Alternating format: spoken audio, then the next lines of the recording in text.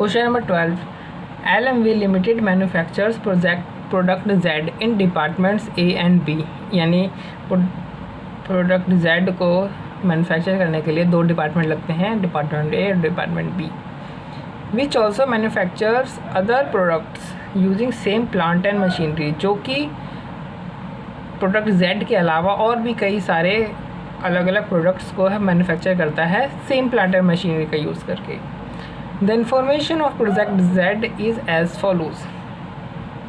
Department A में कितना लगता है, डिपार्टमेंट B में कितना लगता है। डायरेक्ट मटेरियल पर यूनिट 30 रुपया यूनिट, पर यूनिट 25 रुपये per unit. Direct labour per unit 10 रुपये पर आ रहा है, इसमें 30 रुपये लगते हैं, इसमें 40 रुपये। यानी अगर 30 रुपये लगता है टोटल डिपार्टमेंट A में एक यूनिट के लिए, और 1 घंटे की कॉस्ट 10 रुपये है, यानी टोटल कितना घंटा लगा, 3 घंटा लगा। इसी तरीके से इसमें 4 घंटा लगा।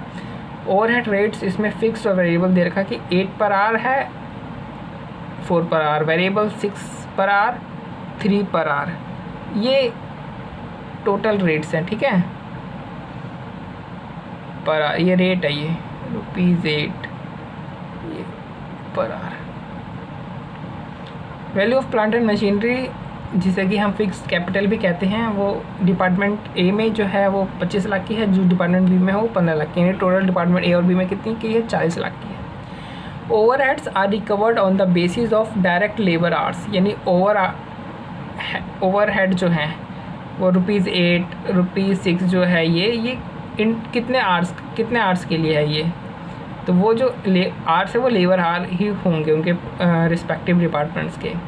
यानी फिक्स जो है इसमें 8 पर आवर है इंटू 3 आवर कर देंगे इस तरीके से। Variable selling and distribution overheads relating to product Z are amounting to 30,000 per month. जो सेलिंग एंड डिस्ट्रीब्यूशन ओवरहेड्स हैं जो कि वेरिएबल है नेचर में, वो प्रोडक्ट Z के रिलेशन में कितना लगता है, 30,000 लगता है पर मंथ, एक महीने का 30,000 लगता है, ठीक है, ओके। और ये सारी फिगर्स, ध्यान देने वाली बात ये है कि ये सारी फिगर्स जो है वो मंथली है, ठीक है, एनुअली नहीं है, मंथली है, यानी पर मंथ लगता है इसमें। The product requires a working capital of 4 lakh, यानी वर्किंग कैपिटल कितनी चाहिए, 4 लाख की चाहिए इस प्रोडक्ट के लिए। 1500 यूनिट के लिए 4 लाख, यानी 1500 यूनिट की डिटेल्स दे रखी हैं, क्योंकि ये टारगेट है, टारगेट वॉल्यूम यानी एस्टिमेटेड जो 1500 यूनिट ये लोग बना रहे हैं, और उसके लिए जो वर्किंग कैपिटल चाहिए वो 4 लाख चाहिए। तो हमें इससे पता चलता है कि जो सारी इन्फॉर्मेशन अभी तक हम पढ़ रहे थे वो 1500 यूनिट की थी। Occupying 30% of the practical capacity, यानी जो टोटल कैपेसिटी है उसका सिर्फ 30% ही यूज़ होता है 1500 यूनिट बनाने में, ठीक है। तो टोटल कैपिटल हमारे पास क्या है, एक फिक्स कैपिटल हो गई 40 लाख की, जिसमें कि सिर्फ 30% ही प्रोडक्ट Z के लिए यूज़ होता है, और 4 लाख की वर्किंग कैपिटल, और ये पूरी की पूरी 4 लाख की Z के लिए ही यूज़ होती है। अब रिक्वायर्ड क्या है हमें, to calculate the price of product Z की प्राइस निकालनी है। To yield a contribution to cover 21% rate of return on investment. To yield a contribution यानी इतना कंट्रीब्यूशन प्रोड्यूस करे कि जो कि कितने को कवर कर ले, 21% of the return on investment, यानी 21% ROI के जितना हो, या उसको कवर कर ले। बात बराबर है कि जो ROI है पर एनम वो कंट्रीब्यूशन के इक्वल हो जाए, यही कहना चाह रहा है ये। To yield a contribution to cover 21% rate of ROI, ये कह रहा है। तो यानी जो हमारी मंथली सेल्स है, मंथली, ध्यान, ईयरली नहीं, मंथली सेल्स क्या है, variable cost, monthly variable cost plus monthly contribution, ठीक है।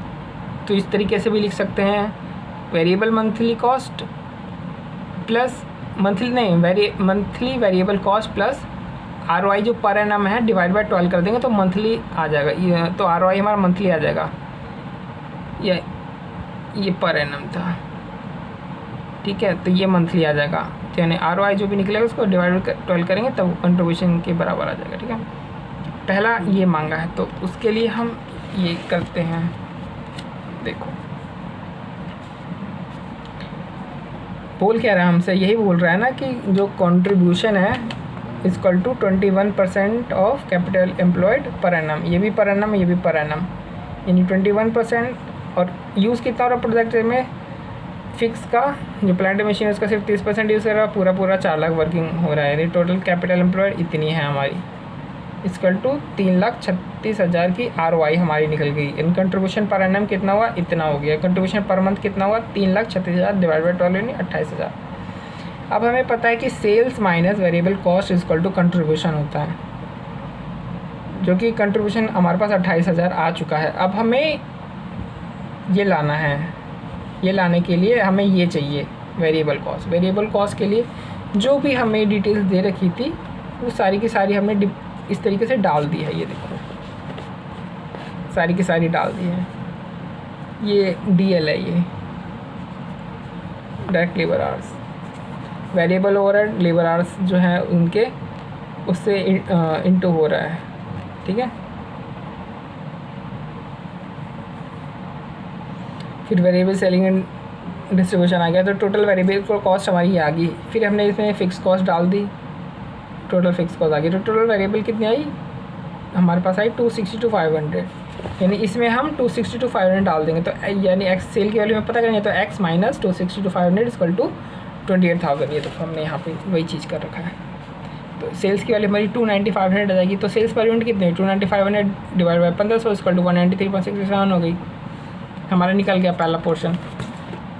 दूसरा है set the minimum selling price of the product if the product is well established in the market, कि आपको जो है प्रोडक्ट की मिनिमम सेलिंग प्राइस फिक्स करनी है अगर प्रोडक्ट जो है वेल एस्टेब्लिश है मार्केट में, यानी उसका ग्रोथ का स्टेज चल रहा है।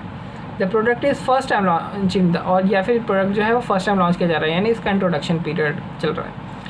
तो ये पेनिट्रेशन प्राइसिंग वाला है क्वेश्चन, क्योंकि इसमें ऐसा कुछ दे नहीं रखा है और ना ही ठीक है कि ये किस चीज़ का क्वेश्चन है। प्लस इसमें ऐसा इन डिटेल्स को पढ़ के ऐसा कुछ भी पता नहीं चल रहा है कि जो प्रोडक्ट Z है वो बहुत ज़्यादा यूनिक है या बहुत ज़्यादा मॉडर्न है, एडवांस टेक्नोलॉजी उसके अंदर यूज़ की गई है।